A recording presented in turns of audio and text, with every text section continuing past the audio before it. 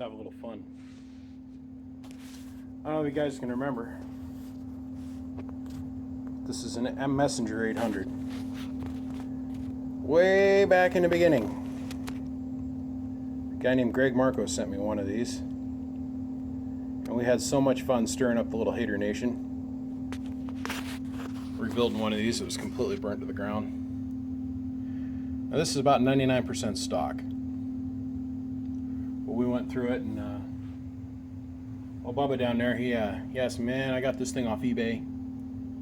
And I hooked it up. The guy swore to me it was working. And I hooked it up and I got zero output power. Well, Bubba, what was going on, bro? Was one, the driver pill wasn't even screwed down to the heatsink, so we fixed that. We redid all the solder work here, but there's a coil that goes from here to here. So your RF comes in through this piece of little coax here. Goes up here and it goes to your variable input. So the low and the medium and high were burnt out because this other little piece of coax comes back and it goes right over here to this tab. It goes through this coil, then it goes across this variable capacitor. Then it goes the input, and then you got all the other capacitors. Well, this coil was missing, bro. So RF had no place to go other than here. Just terminated here, so whatever you're putting into it for drive caused these two resistors to pop. Rebuilt this one, replaced that one, so now you got full functional low, medium, and high. Went ahead and redid all your tunes, and I think you're going to be pretty pleased with the results. Now you said you're going to drive this little Cobra 29, or with a Cobra 29. It's been slightly modified, does about 50-60 watts peak. That's great, because I'm going to hit it with my 955. 5 watt slug and reverse, it sits between the 955 and the amplifier, 1000 watt slug and PEP, 1000 watt slug and average, and 5 watt slug and reverse going into a bird, 10,000 watt dummy load operating on 14 volts. I get so tired of saying that, but consistency is key here, right? The other thing I noticed is that you had a relay flutter. The key and relay would flutter a little bit with only a 1 watt dead key, and so you didn't have to have your sideband delay on all the time. I just added a slight amount of capacitance to it to help keep the relay locked up. But as soon as you unkey, you get your receive back. Pretty important to most guys. All right, so shut the messenger off. We'll just show drive. Hello, audio, 85, 90 watts.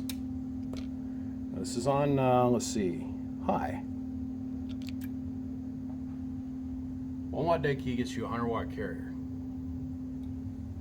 And no reflect. At all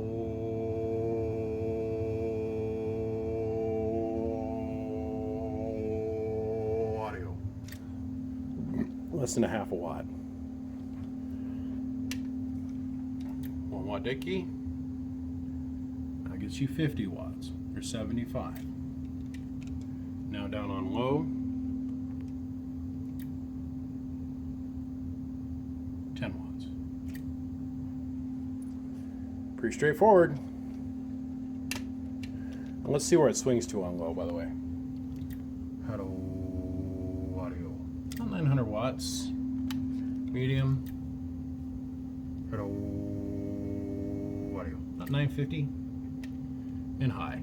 Hello, 1000.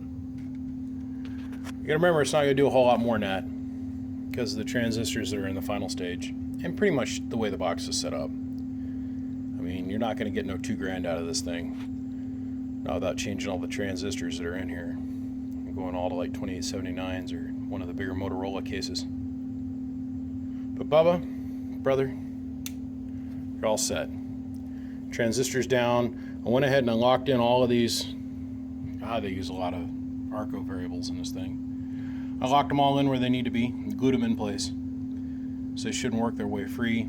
The main one that everybody used to change out, back over here in the corner, there's a fixed value cap, and that's what you want. You don't want one of these Arcos. I used to use an Arco, but it'd start to back itself out from vibration over time, and the thing would fall out of tune. The box would start to put out less and less watts. But brother, simple fix, easily done. That and this keying board was moving around quite a bit, so I went ahead and reattached that and glued it down in place. so it's not going to flip around for you anywhere. But you're done. I'll box her up, send her back to you today. And this is pretty much the end of it, guys. I got one more box that I'm going to do as a repair for a little bit, and then I got to back away from repairs. I got people just crying for their new builds. I'm about 7-8 months behind on the new build stuff, but I'm pretty much current on repairs. Repairs are now down to less than 2 weeks. I banged out over 100 amplifiers in the last week and a half for repairs. I think about 15 of those people said it was cool for me to do videos, and that's what y'all have been watching. Anyhow, gentlemen, my name is BBI, and without a shadow of a doubt, I am the biggest mud duck in Idaho. I can fix or repair anything you can dream up, or build anything you guys can dream up. Remember, I am a one-man band, and I'm doing everything I can to stay ahead of it. Send me some more projects. We'll get some more guys 10-8 straight. I am the biggest mud duck in Idaho, and I'll see you.